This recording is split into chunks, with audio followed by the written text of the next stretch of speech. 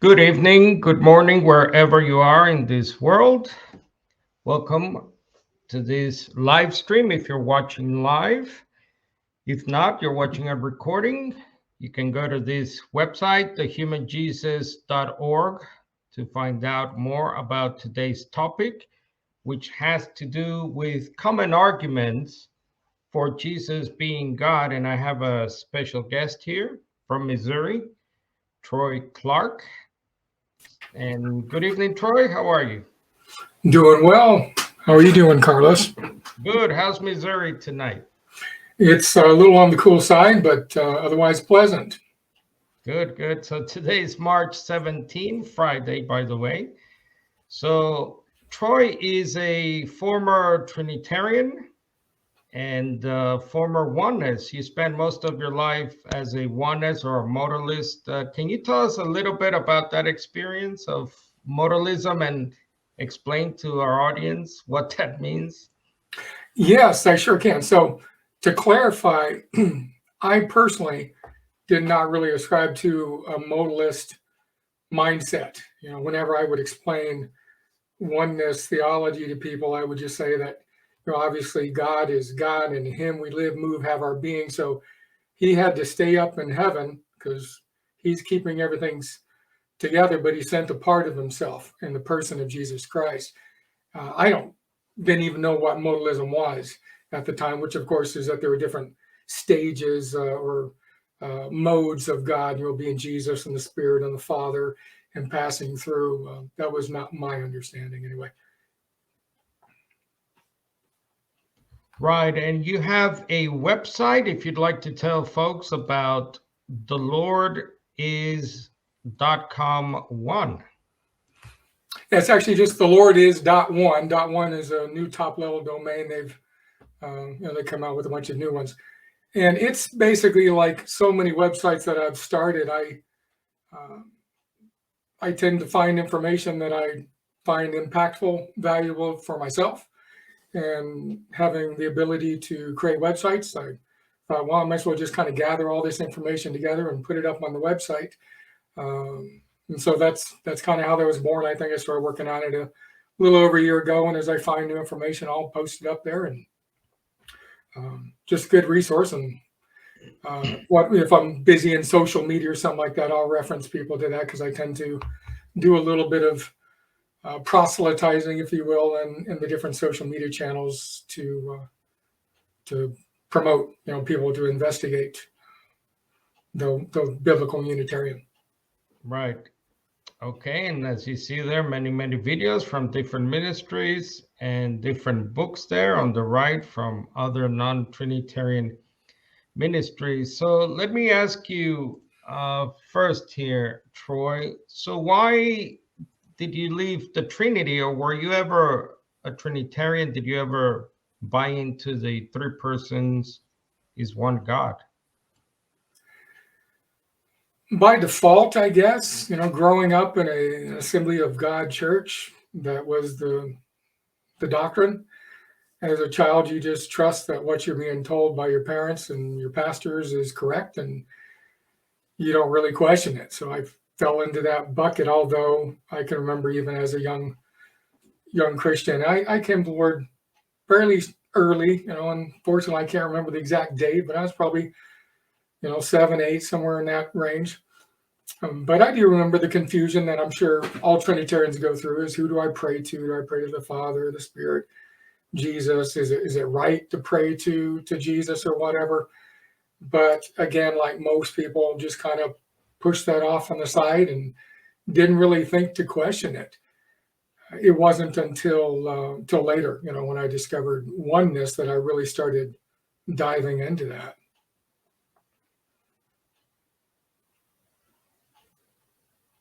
And let's talk about the oneness period, because that's most of your adult life, you said. You spent Correct. it. Mm-hmm. So tell me about modalism. I guess you bought into it, and why you left as well. Well, so again, we bought a new house, and the contractor's dad was the pastor of the local apostolic church there.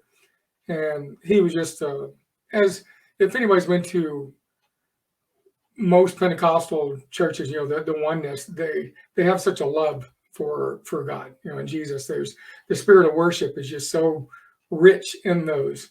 And Brother Gus was no different, just a fireball of passion for God. And so we went to the church, and I can remember the first Sunday there when he was talking, and it became clear to me what exactly it was. I didn't know what to expect. I didn't know what oneness was. But I remember specifically thinking about the Garden of Gethsemane. Well, how do you explain this? If Jesus is in fact the Father, what was that? Was it all just a big show? And of course you give people the benefit of the doubt, but what won me over was, and I'll admit, I probably, like sadly most Christians, I read my Bible, I did some devotion pretty much every day and did some praying, but nothing in real depth. But after kind of trying to explore this, and they gave me some study materials to look through that I studied, and it became abundantly clear in the Old Testament, Deuteronomy, Isaiah, how God the Father just seemed like he was wanting to make it abundantly clear. I am God. There's nobody beside me. There's no Savior beside me. I alone am God. And I, logically just considered the Trinity, and it was like, well, that doesn't fit. The Old Testament is very clear. There's just one, and the Old Testament doesn't fit. And although I had questions about oneness, it fit the Bible much closer. And so I figured, and like most of us, we're not aware of the options to consider until they come into our life in some manner.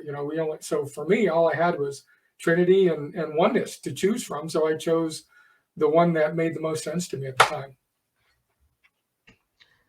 Okay, so again, if you'd like to get in touch, by the way, we have someone asking whereabouts you're from, but I'll let them contact you through the website there, as you see. Yep. TheLORDis.One. Correct. And just click on contacts, and you can contact Troy, and for any other personal matters that we might not want to put out in this transmission, but please feel free to contact Troy. Absolutely. And they can also just send an email to troy@TheLORDis.One.com or troy@TheLORDis.One. I'll get that as well. Got it. So an email, or just visit the website. All right. So what we're doing this evening, folks, this morning, wherever you are, if you're in, where is it? Australia, New Zealand, good morning there. Europe, good early morning. It's early morning there for all our viewers. So today, what I want to do, Troy, is because I'm fascinated by people's church backgrounds. I grew up agnostic, so it fascinates me to see the change and the miracle of coming out of other beliefs. And we believe now we're in the sound doctrine, in the true belief. So let me ask you first, so common arguments used for Jesus being God, whether you're Trinitarian or oneness or modalist, both systems believe Jesus is God. So one common one that comes up is Jesus had to be God to atone for the sins of the world. How do you explain this now? My default is find it in the Bible. So if you can find it in the Bible and at least twice, then I'll consider it. But if it's not clearly in the Bible, then I don't even bother considering it. But it'd be who says so, right? Who says that he had to be God to atone? Bible tells us that by the fall of Adam, sin entered into the world. So by one man, and by this one man Jesus, he brings us salvation. That's what we're told about it. So right. So and the other obvious thing, I guess, Troy, is God cannot die.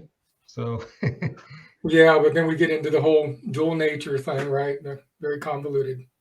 Did you I heard someone say, I think today, that oneness people, although they don't teach it, hypostatic union or double nature.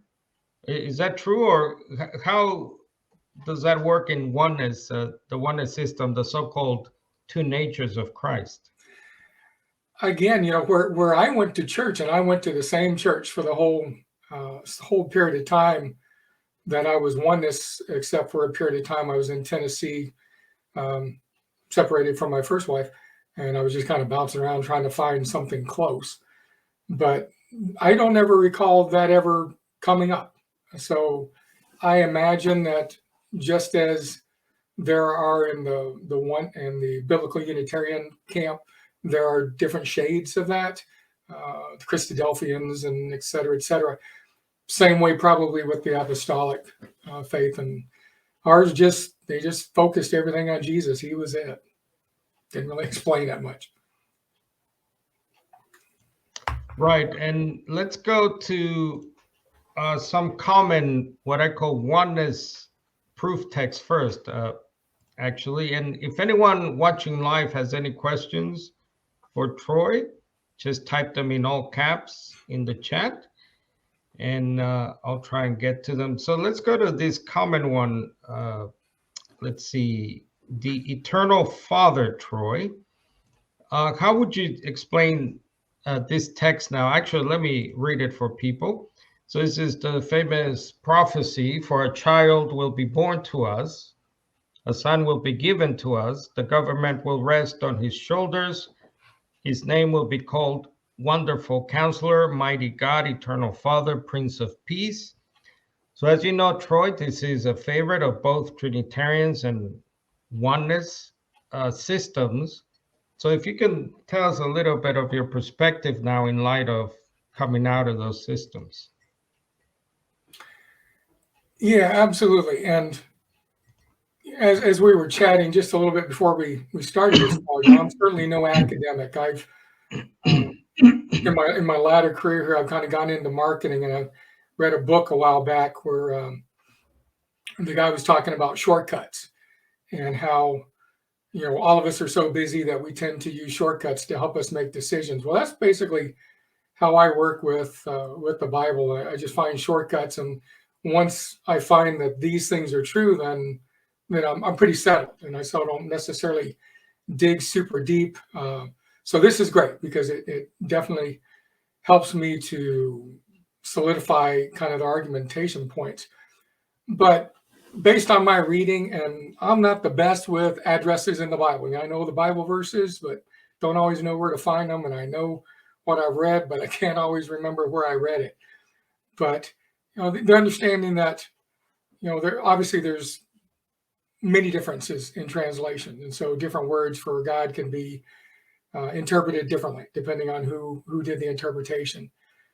Obviously, whatever God ordains. God, obviously, Jesus has given authority. God gave him authority, so whatever God gave him is sufficient for me, and I don't spend a whole lot of time debating that or questioning some of those things. All right, and let's go to another favorite here. It's I believe John 10:30 features prominently, not so much in Trinitarian circles, but the oneness. So Jesus seems to be saying here that he and the Father are one person. I guess you understood that, or were taught it that way? Yeah, certainly that was the understanding, but in study, obviously we understand that there's just one in purpose, mission, thought, and deed. It's pretty easy to understand when you think about it that way. There's plenty of examples in the Bible, again, and I already threw out my excuse for not being able to find Bible verses, but we talked about man and husband and wife together will become one flesh, and nobody thinks that we're conjoined at this point or anything. So it's the model that's given to us, and we understand about everybody being of one mind. So that's a simple explanation for it. Just Jesus was perfect in his understanding of his Father and carrying out what his Father told him to do. Yeah, just on this text, Troy, I'm interested to know from you, did you know that, so here's the Greek of John 10:30. What's interesting is that I learned this from Trinitarians, that John uses here a form of the word one, N, translated using the modern Greek pronunciation, as you see there, I and the Father, one. So in Greek, biblical Greek, you might know there are different forms of the word one. You have masculine, neuter, and feminine. Mm-hmm. I believe it's is masculine, N is the neuter, and I believe it's Mia, the feminine, if I remember my Greek. Did you know that basically what John is saying here, or what John has Jesus saying, that he and the Father are one thing, not one person as such? In other words, if John had used here the masculine form of the word one, is, it would be one person. Did you know this as a oneness, or were you ever shown this, or just No, curious? no, again, never, unless I was sleeping that Sunday. No, I don't ever recall that being communicated. Yeah, what's interesting to me is that Trinitarians use this to refute modalism and oneness. But it's funny that when you go to the Shema, which is repeated by Jesus in Mark 12:29, just for our audience, this is interesting. So you see there the Mark 12:29, Kyrios is estin. So Kyrios is the famous Lord. So the Lord, one is, or is one, right? So is estin really can be translated as one person. In other words, the one Lord of the Shema is one person. That's basically what it means in biblical Greek. But it's funny how Trinitarians on John 10:30, make this big point about the neuter N versus the masculine is, and to me, it's so disingenuous. Yeah, interesting. Let's go. Let's see. Someone had a question here that is related to these. A question on this oneness proof texts. You're familiar, I'm sure, with that 1 Timothy 3:16. Did that play a big role in your oneness? 1 Timothy 3:16. That's Yeah, sorry, let me pull it up here. So I'm yeah, using the NASB, as you see there. By common confession, great is the mystery of godliness. He who was revealed in the flesh, vindicated in the spirit, seen by angels, proclaimed among the nations, believed on in the world, taken up in glory. So obviously a reference there to Jesus, but some sure. translations have, let me see if I can pull it up here. Instead of he, they have, God was, yeah.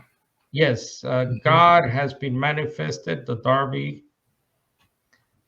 Yep. Let's see, King James, I believe, also. So did this play a prominent role in your oneness? Sure, sure.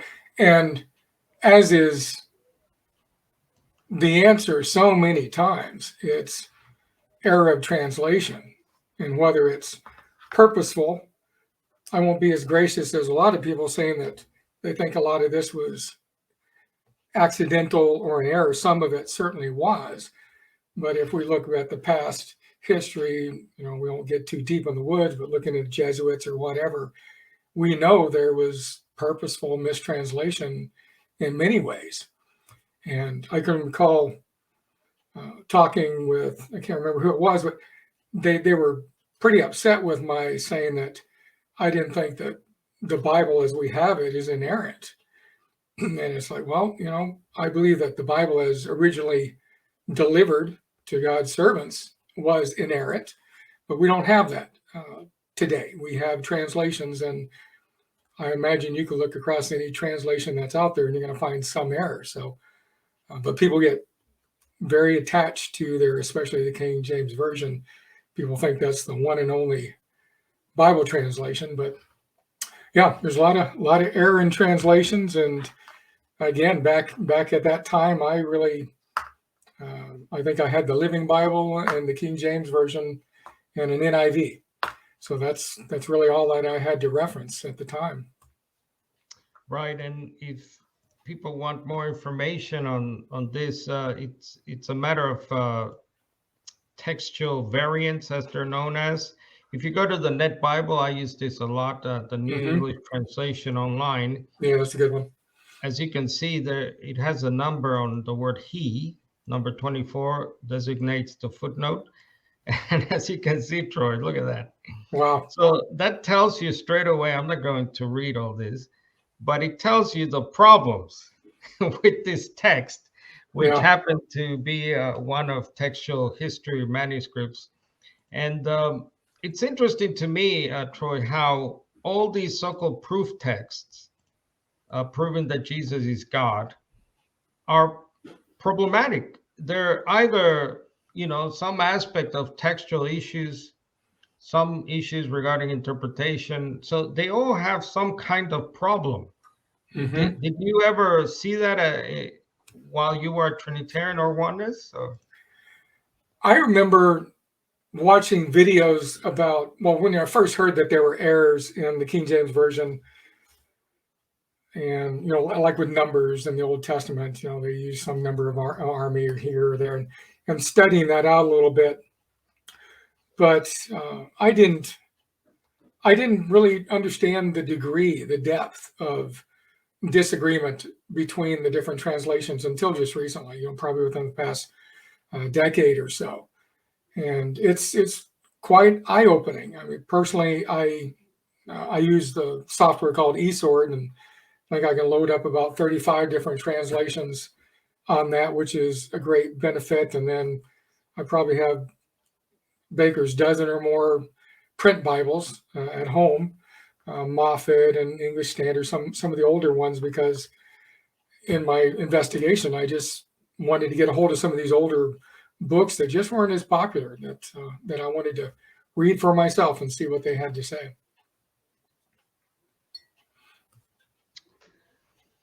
Right. Again, if anyone has any other questions, just type them in all caps and we'll try and get them to you. Again, we're going through common arguments used for Jesus being God, the one God, the only God. Another favorite, as you know, Troy, is John 8:58. So Jesus is called the great I am. So using here the NAB. So the Jews said to Jesus, "You are not yet 50 years old, and you have seen Abraham." Jesus says, "Amen, amen, I say to you, before Abraham came to be, I am." And then they try and kill him because they think he's Yahweh, the one God of Israel. How do you see that now? How do you understand this now? Well, I know Anthony talks about this one quite a bit, and the explanation makes no sense. That they kind of dropped out the word "he" oftentimes in there when it should be rendered "I am he" or "I am the Messiah." I am the one referenced.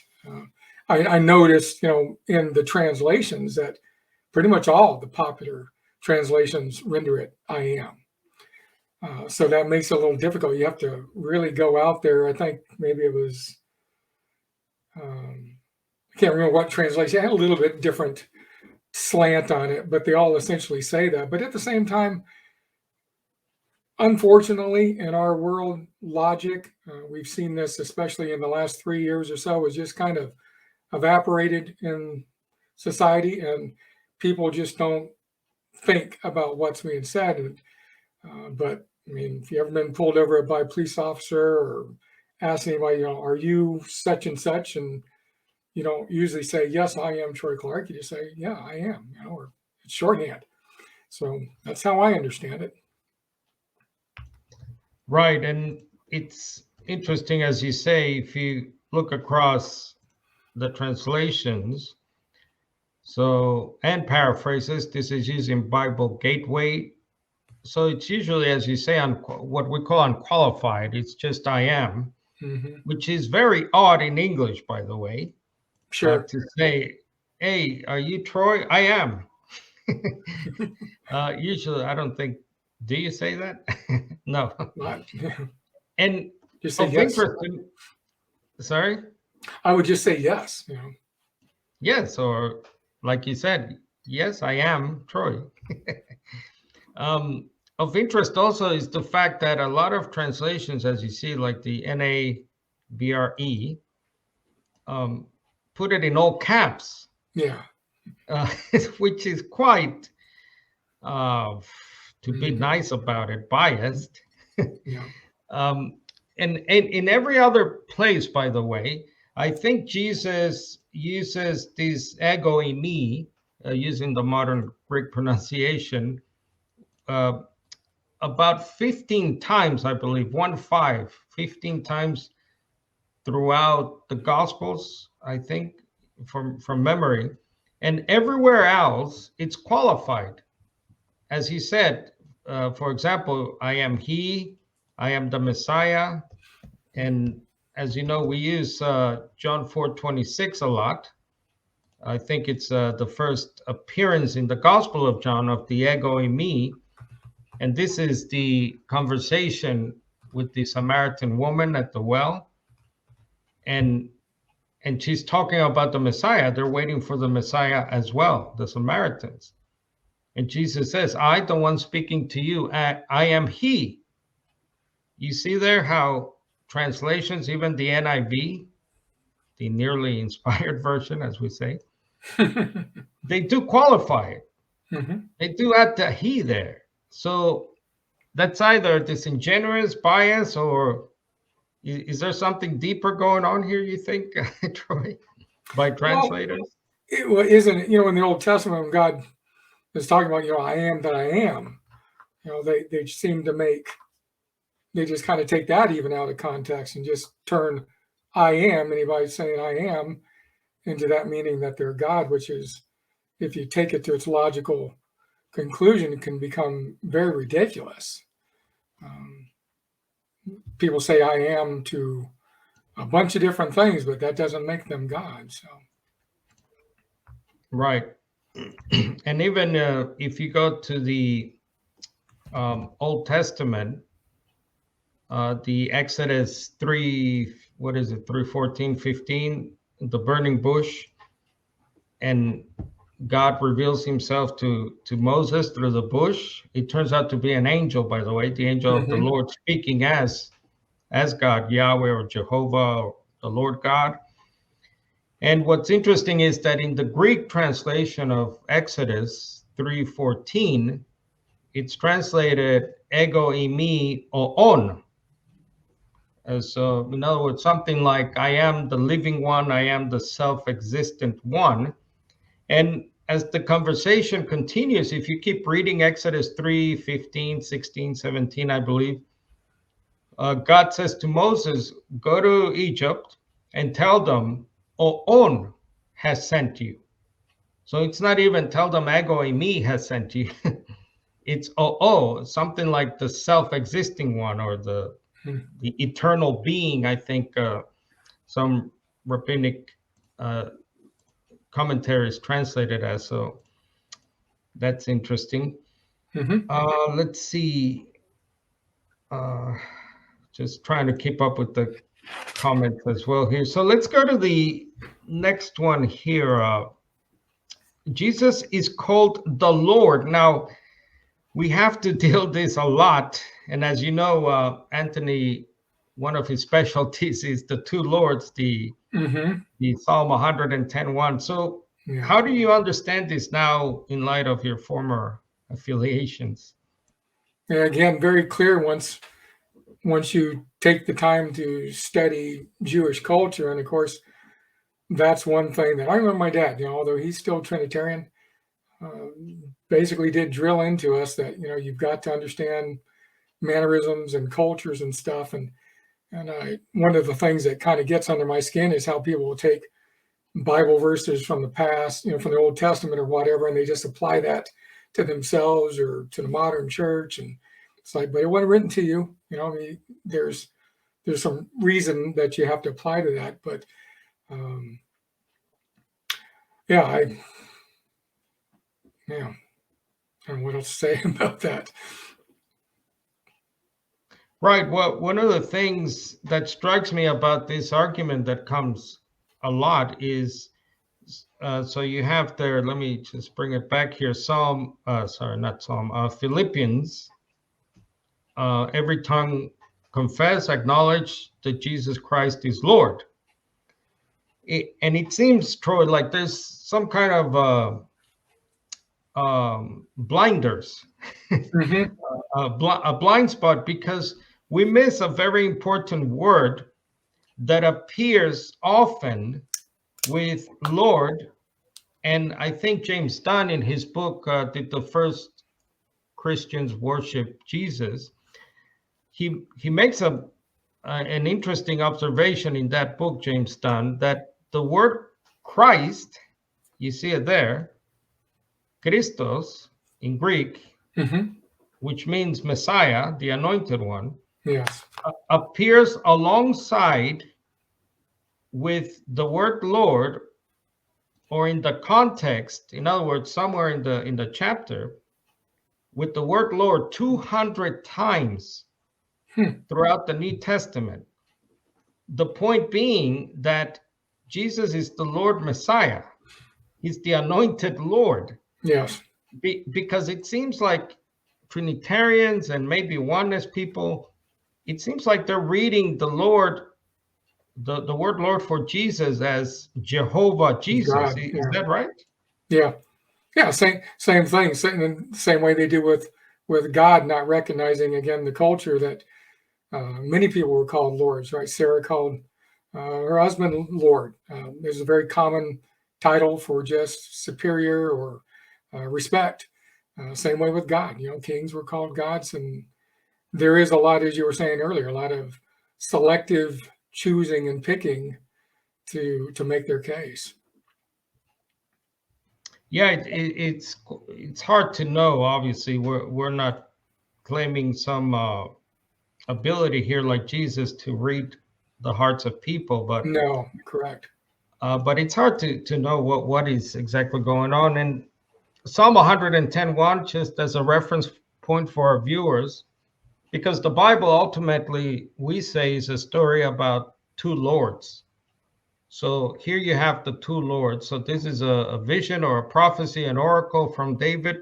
David was a prophet of David, a psalm, and he sees this either vision, I don't know if it's a dream or whatever, but he sees Yahweh. You see there the divine name, Jehovah, however you want to say it, says to someone David calls Adoni. So these are two different lords. And that word Adoni, as you know, Anthony, again, has made most of his life's work, I think, yes, majoring on this issue of. So did you learn this from Anthony's work, or did you have some understanding of this before? No, Adonai had no idea, just knew the songs that I'd heard, but yeah, definitely was through Anthony that I got that clear distinction of Psalms 110. Yeah, it's the key psalm, the key controlling psalm of explaining the lordship of Jesus Christ, the Messiah. So he's the anointed Lord. You cannot have an anointed Yahweh. You cannot have an anointed Jehovah. And anyway, that would be one Jehovah too many, according to the Shema. Yeah. Again, if you have any questions for our guest tonight, please type them in all caps. And we'll go to another topic here, Troy, on preexistence. As you know, this is something I guess both Oneness and Trinitarians have in common. that Jesus pre-existed his birth? Well, yeah, I'm sorry. Go ahead. Yeah, you had that understanding, I'm guessing. Well, yeah, if Jesus was the Father, then obviously he had to be there from the beginning, I guess, would be their understanding. But again, it's simple logic. And I know a lot of people are just like me. I was reading something just earlier today where in comments or whatever, once you see this, you just kind of do the whole head slap thing. It's like, how on earth didn't I see this before? But we're taught to just kind of push things off and not question things so deeply. But I think most people understand that everything exists in the mind before it ever exists in reality, and it's just simply his pre-existence was in the mind of his Father. And I think we can all clearly say that the whole kingdom of God, the whole story of Jesus and God and creation and everything is centered around Jesus. He is the core theme. So certainly he would be the foundation, and that would have to have been figured out and contemplated long before everything got put into motion. Was there a specific chapter or verse, scriptures that helped you ultimately, decide in your mind that Jesus could not possibly have existed before his birth? Well, I don't know if there was just one. Like I said, it was the video that I'd watched, and I just spent a bunch of time looking at all the references and Jehoram. I can't remember what they called it.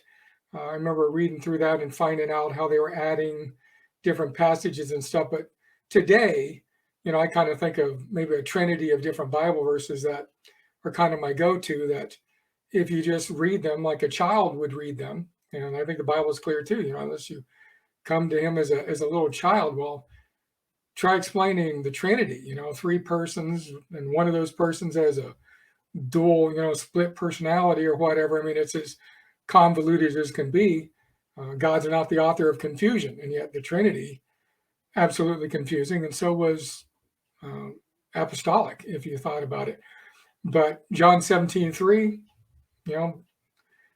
there's one God, the Father, and one Lord, Jesus Christ. There's an and there, very, very clear.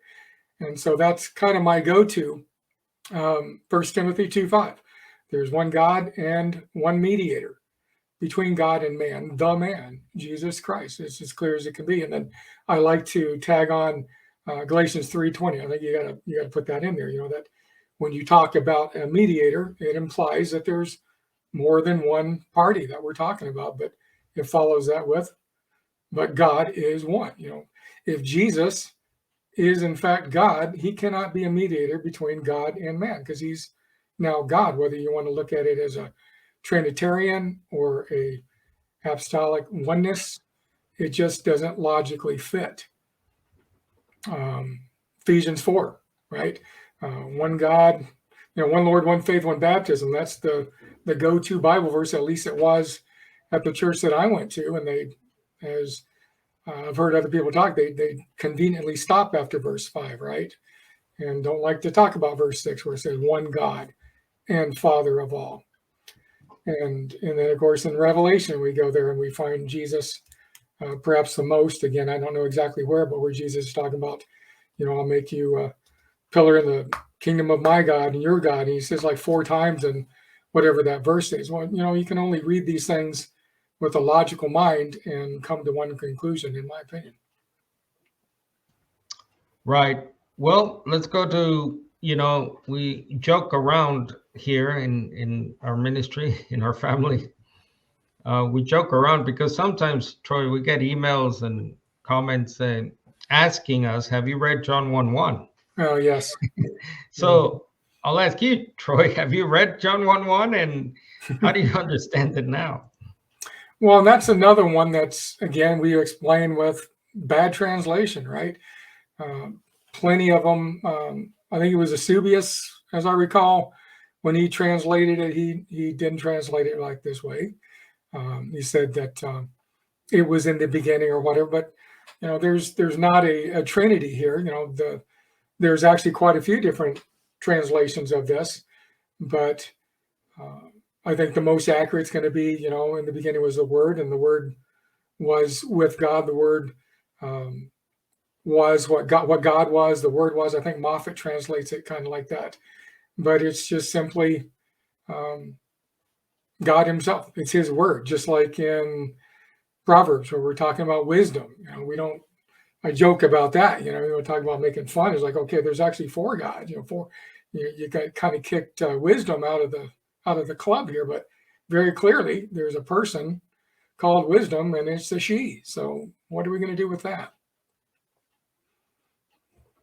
How about the one of the things we talk about, we do not, I should say, talk about often enough are the pronouns here, the he and the him. So this is the famous, I'm using the NIV just for the sake of, as an example of what Troy's talking about, translations. So first of all, note that translators invariably capitalize the word as if it's already a person. So that's a translator's bias, yes, if you will. So then you have this capital W word, but then my eye, Troy, immediately falls on those personal pronouns. So he was with God, through him, without him. So how would you explain that to someone now, which is a legitimate question? Sure. So wait a minute, Troy, but look, can you read? Look, it says he, him, capital W, and this is all about Jesus, of course, and that's another joke, right? Everything's the answer is always Jesus. So tell me about that. Well, it's again, it properly translated. So I guess once you come to the understanding that there's only one God, once you have reconciled that and you accept it, then you have to interpret everything in light of that. Okay, there's only one God, the Father. So obviously, this cannot be another God. It can't be Jesus with God. Jesus had a beginning. It's very clear that He was begotten. Today, you have become my son. So it's really not great mental gymnastics to understand that properly as it is to try to explain the Trinity. And I read, I think I saw it in a video I was watching this week, something that stuck out. It was on a completely different topic, but they had mentioned a book called Thought Reform, Psychology of Totalism, or something like that, some guy by Lifton. And he was talking about basically how they brainwash people. That's what the book was all about. But number 7 jumped right out at me, and it was, I'm not going to get it verbatim, but there's something about the members, their personal experiences had to be subordinated to the sacred science. And if they had any experiences or thoughts that were contrary to this doctrine, right, this sacred science, they had to be denied or reinterpreted, to fit the ideology, to fit whatever that doctrine was. And I thought, man, that's true in a whole lot of different domains, but especially true in the Trinity thing.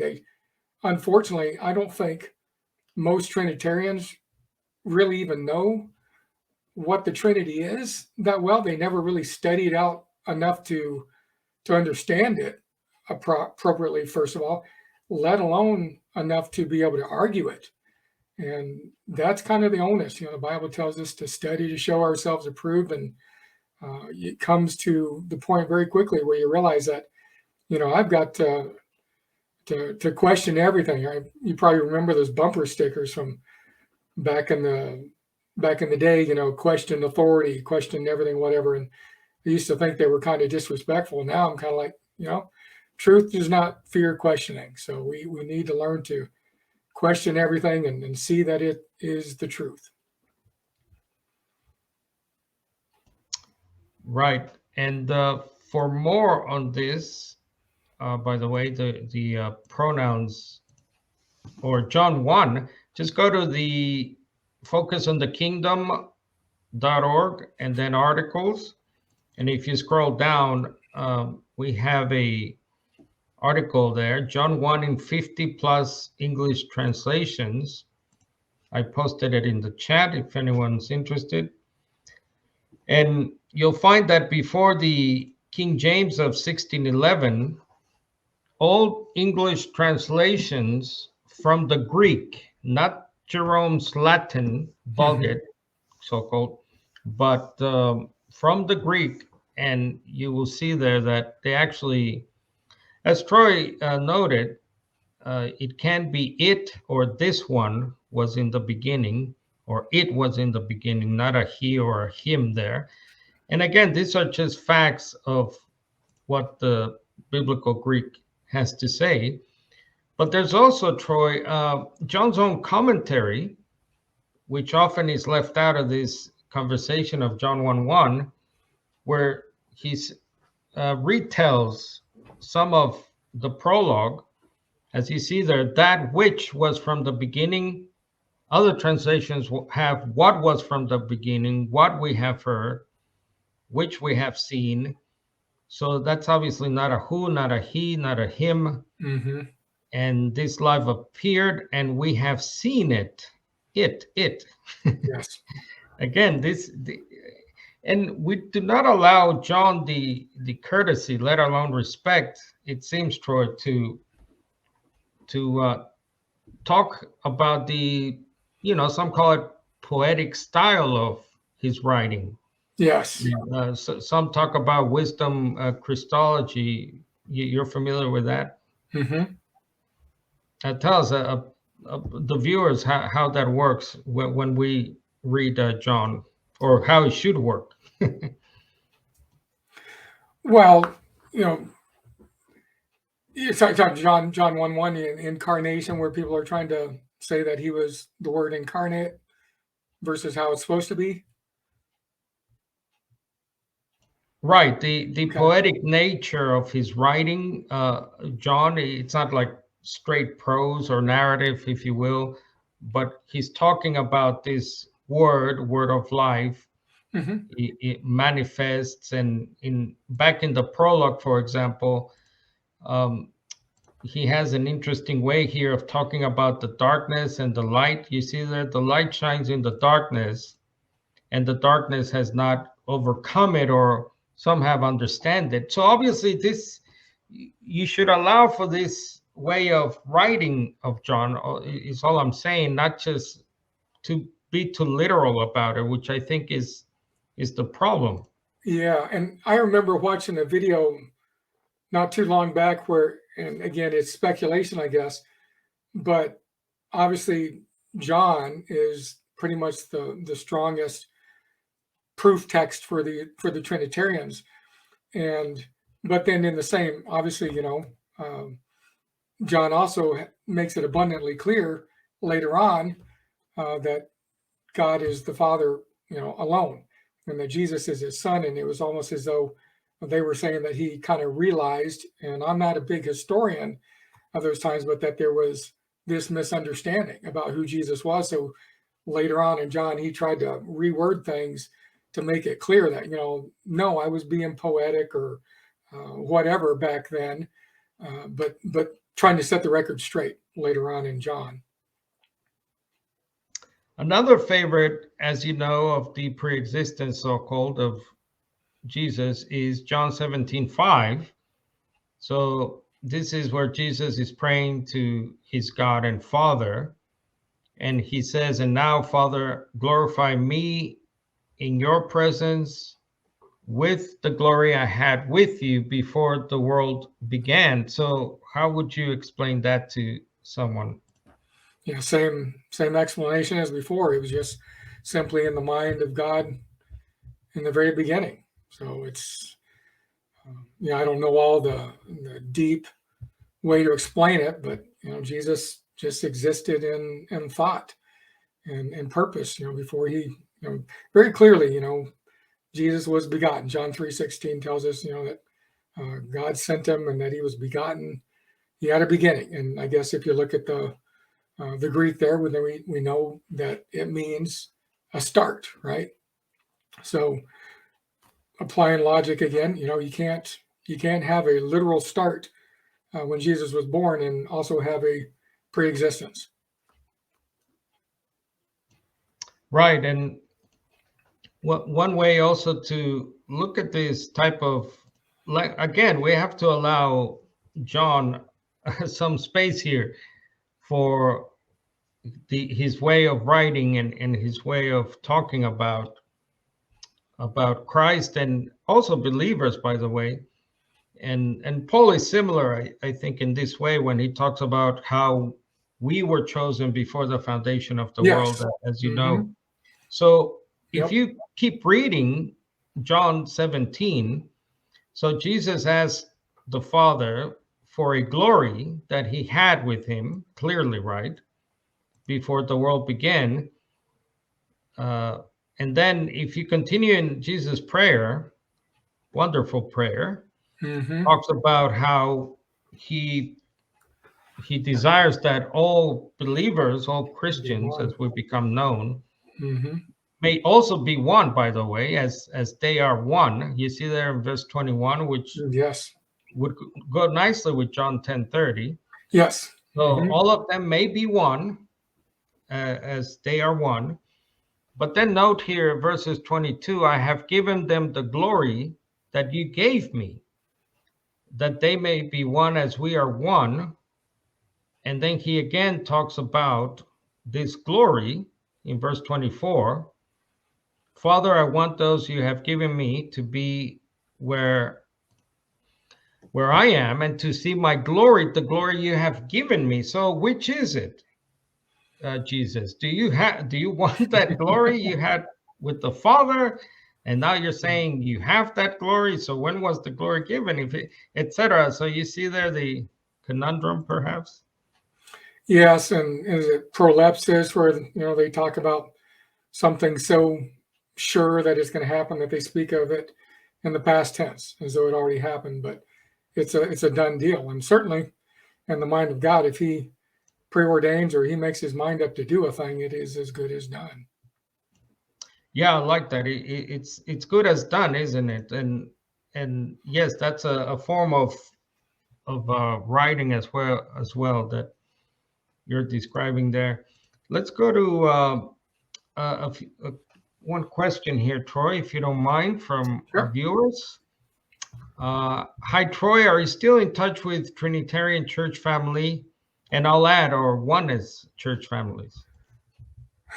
You know, I do make an effort, but if I don't think my experience is too unlike most of us heretics. I've spoken to family, I've spoken to pastors, spoken to friends, and with the exception of one or two, most of them, just not going to hear that. They're so, I guess, their salvation. Sadly enough, the Trinity has been so embedded into you got to believe this to be saved that people are just terrified, I guess, to even question it. But I do. I mean, I just a couple of weeks ago I sent another email to one of the church pastors that I was at, and I sent them some CDs, and I keep checking in to see if they've listened to the CDs or read the books that I sent to friends, and um, I do my best to stay in contact. I'm not going to burn any bridges over it because obviously I was there myself. I got to remember, I got to be humble and recognize I believed. If you look at it, I believed lies and bad doctrine for the bulk of my life. So I'm certainly not going to cut people off because they're still there where I was not too long ago. Have you been cut off from family or friends, close friends, for your change here, or your wife, your family?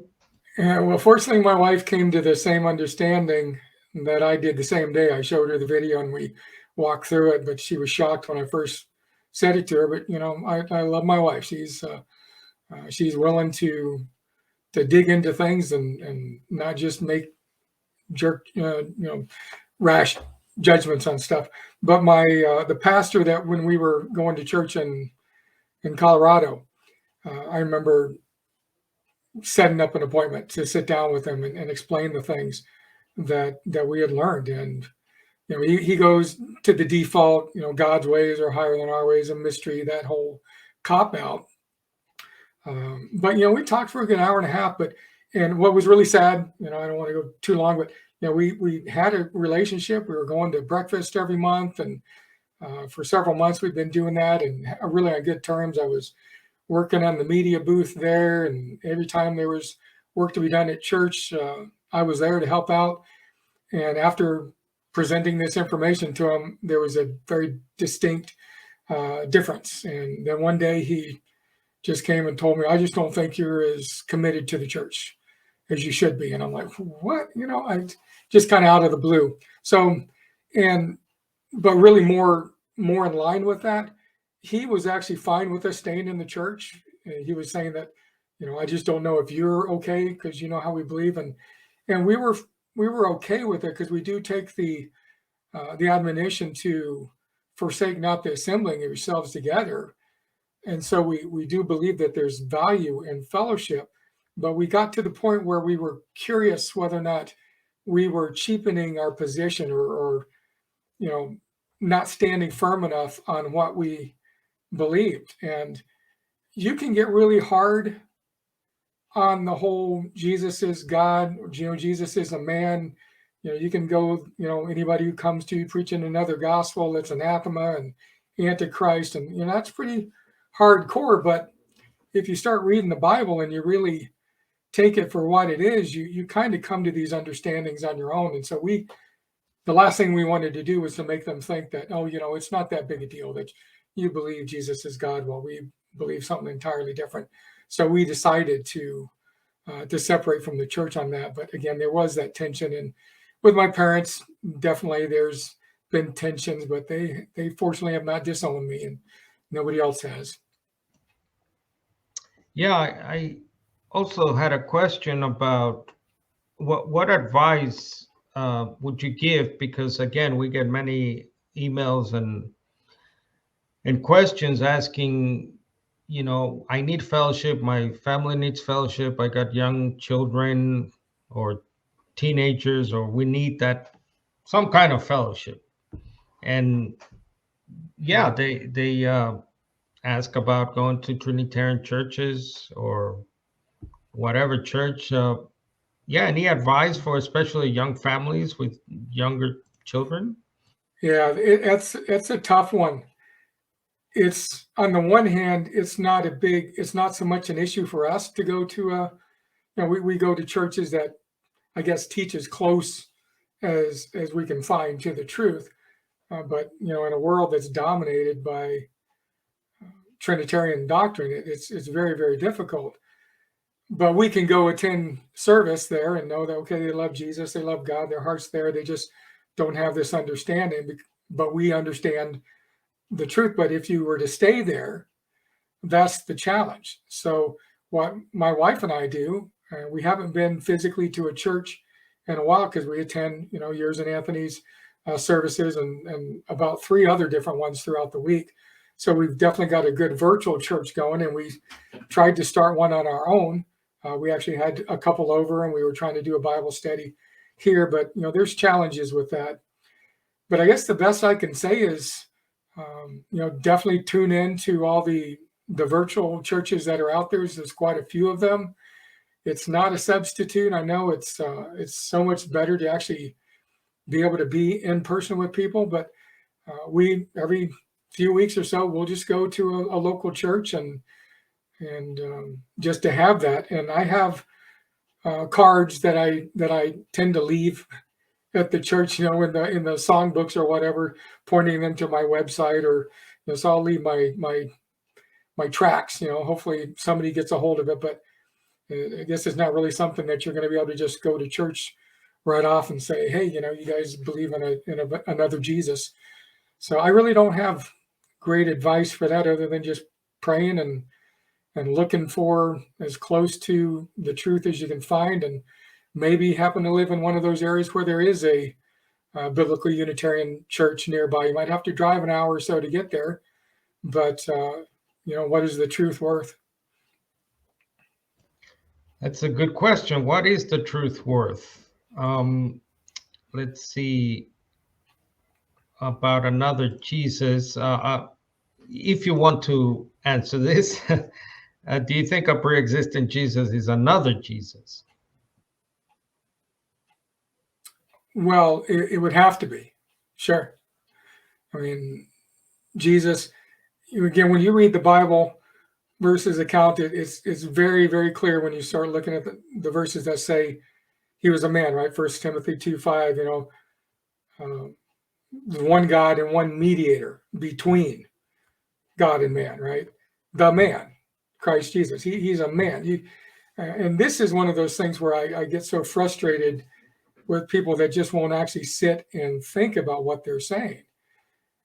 I know one of the verses that I like to use is that he was in all ways tempted, like as we all, so that he can fully sympathize, right, with our being. Well, it's not a great analogy, but I kind of think of it as you take a Bill Gates or Jeff Bezos or Zuckerberg or any of these people who have more money than they could ever spend in their lifetime.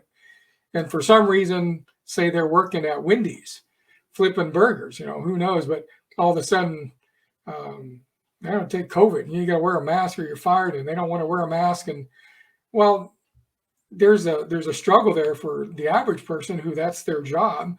But to somebody who's just there pretending to need that job, it's no big deal to them at all. It's like, I don't need this anyway. So that's kind of like Jesus, I guess. If he is in fact God, and most Trinitarians, I believe, would say that he knew he was God, and that's a whole nother rabbit hole that you can go down. But if he knows he's God, then can he really be tempted? How is he in any way like us, even if he has a dual nature? So yeah, I would say he's definitely another Jesus. Yeah, I just want to highlight that verse you brought up a few times. 1 Timothy 2:5. I like the way some translate here the Greek. For there is one God, there's also one mediator between God and the human race, Christ, the Messiah Jesus, himself human. Yes. I Yes. like that translation. Mm-hmm. And then, as you say, who gave himself, in other words, he died. Yes. He suffered and died for you. You call him Lord and Savior and your Jesus, my Jesus.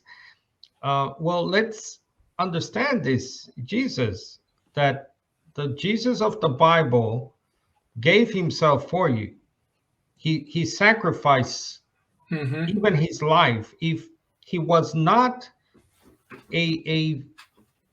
I want to say fully human, but that's the, Trinitarians say, well, yes, he was fully human, but he was fully God too. 100%, 100%, which, I flunked maths, but Yeah. it doesn't add up. No. So this Jesus that Paul is describing here, that the Gospels describe in the virgin birth, or really virgin begetting, or the procreation, this Jesus suffered, and he suffered a terrible, agonizing, horrible, torturous death under one of the most evil and cruel governments in the world has known, the Yes. Roman system.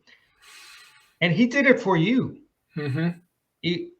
You take away, Troy, just I want to bring it to a pastoral, practical level here of, you have to understand that if Jesus somehow is not human, because someone who exists before they're born, Troy, I don't know about you, but I've only heard about this and read about this in science fiction lore and science fiction movies.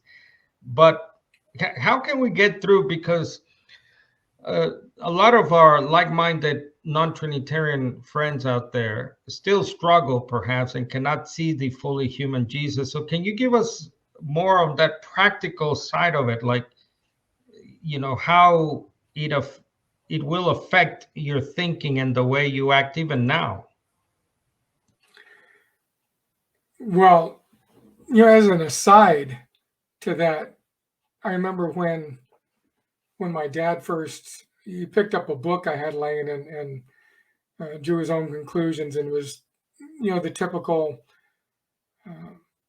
Jesus and God as though making him a man somehow made less of him, or that maybe I didn't worship him in the same way. I thought less him personally, and I remember arguing with him, saying that, you know what, when my present understanding that Jesus is a man just like me,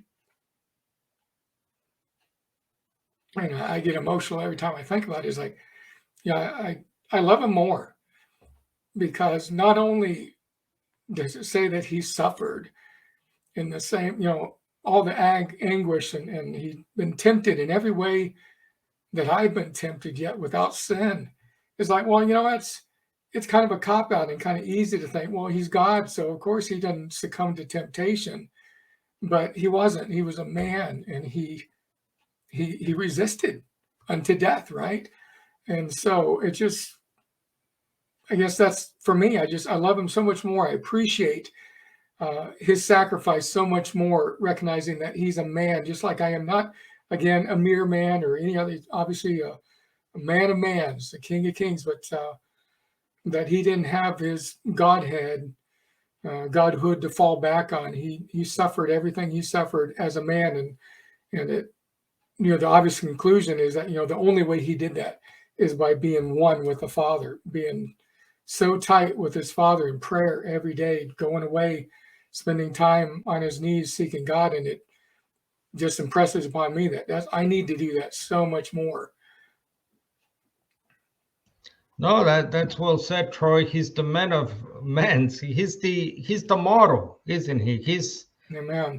The first Adam failed miserably, and he's the last Adam, Paul calls him. I mean, yes, that should be enough. It should be, yes. He's your model. He's your example. And if he pre-existed, if somehow he was a spiritual being, we get different iterations.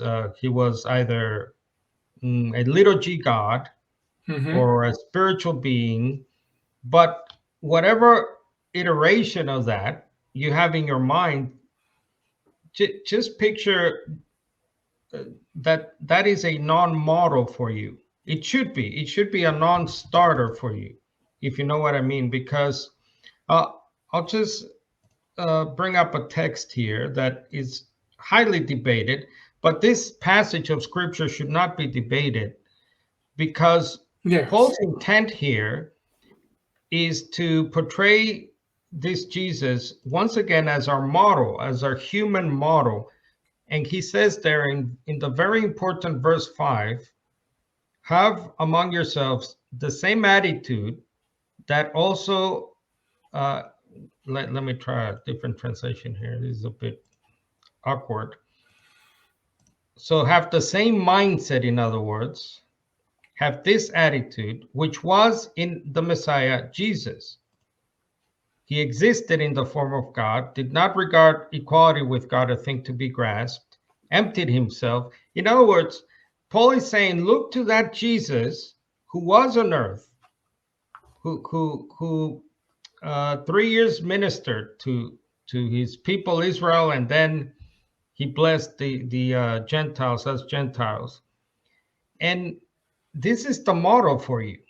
You cannot emulate, we cannot emulate what Paul is teaching here to some pre-existent being, because again, that, to me anyway, Troy, that just, it breaks down the whole model servant figure, don't you think, as well? Yeah, absolutely.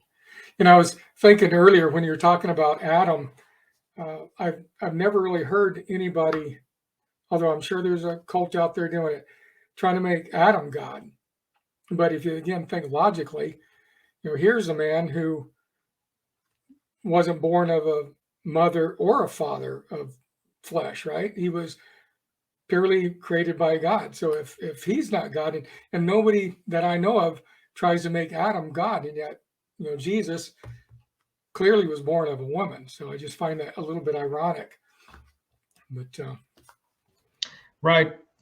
Thanks, those asking the questions here. We'll go to, we'll close it up soon here, Troy. Let me ask you a couple of questions here. What are some good arguments, the best arguments to help oneness people? I don't have any. I mean, well, I First mean, Timothy 2:5 is a good one. what, well, it's all a matter of pick and choose, but you have to take things out of context, right? To do that. So, and certainly I don't want to aid that effort because it's not truth. But yeah, obviously, John 1:1, those are, you know, I don't know. I mean, I guess it's difficult once you see the truth. It's hard to go back and see these Bible verses in a different light other than what they truly and clearly say. And yeah, same question for Trinitarians, I guess. If you have any tips. Well, they like that, and I suppose they went out baptizing them in the name of the Father, Son, and the Holy Spirit. But of course that Bible, that's highly suspect, right? I've heard some say that was added, was never in there. But that certainly seems like it's talking about three different people. But when you realize, I think ASV and Bible Basic English, there's quite a few Bible verses translated properly. The Spirit, the water, and the blood, right? So that's just a terrible translation. But I guess if they wanted something to try to bolster their position, that would be a good one. Yeah, that's this is to help them come out, obviously, of Trinitarianism or to come out, yeah, and that First John 5:7-8 is definitely one that is, to me, I don't know if even Trinitarians have admitted that this is a corruption, found in the King James. Yeah, and it's been called, Troy, First John 5:7-8, the most explicit reference to a Trinity by Trinitarians, and it's been proven a corruption. So I say to myself, goodness, if even Trinitarian scholars, Catholics, I think the Pope admitted back in the 60s, whoever was the Pope, that it wasn't sin for Catholics to, you don't have to use that, the Pope said. So that's a big one, don't you think? Yeah. Well, you've got, so I misunderstood you, and I apologize that Yeah, as far sorry. as trying to talk people out of those positions. But you don't have any record, right? All the apostles baptized in the name of Jesus. So obviously, if that was true, then the apostles needed to go rebaptize everybody, but they baptized them in the name of Jesus, not in this 3-part formula. Right, and just on that quickly, we teach that Matthew 28, I believe you're referencing 28:19. If you study this carefully, it's neither a formula nor Trinitarian. Trinitarianism teaches there's one God, Father, Son, Holy Spirit, but that's not what Jesus said here. He simply said, baptize in the name, or into, it should be into the name of. And by the way, I have a whole article on the human Jesus I just put up if you'd like to see what my take is. And yes, they baptized into the name or upon the name or in the name of Jesus. And to us, that can be easily harmonized. So yeah, and I was actually confusing. I was thinking of the other Bible verse that talks about the Spirit, the water, the blood. Can't remember the thing, but yeah. So and isn't in this case, in the name, it carries that connotation in the purpose and the will of these, the Father, Son, and the Holy Spirit, but that there's kind of more of a purpose that's intended in that declaration. Yeah, definitely. In my article on the human Jesus, let me just put it up here. Yeah, I show that this is well-known Hebraic way of speaking. I think I give an example of David there it is, King David, 1 Samuel 17:45, where he says, I come against you in battle in the name of the Lord Almighty, or Yahweh, Jehovah Almighty. So in the name is not a formula. It's just if you want to call it a Hebrew idiom, manner of speaking. And yeah, that's I think it's easily harmonized with Luke's accounts there. So anyway, I put that in the chat if anyone. Check that out. That'd be good. Yeah. Any last word here, Troy? Thanks a lot for doing this, taking time out. And any last word for viewers out there, Trinitarians, modalists, oneness people? Help them to come out.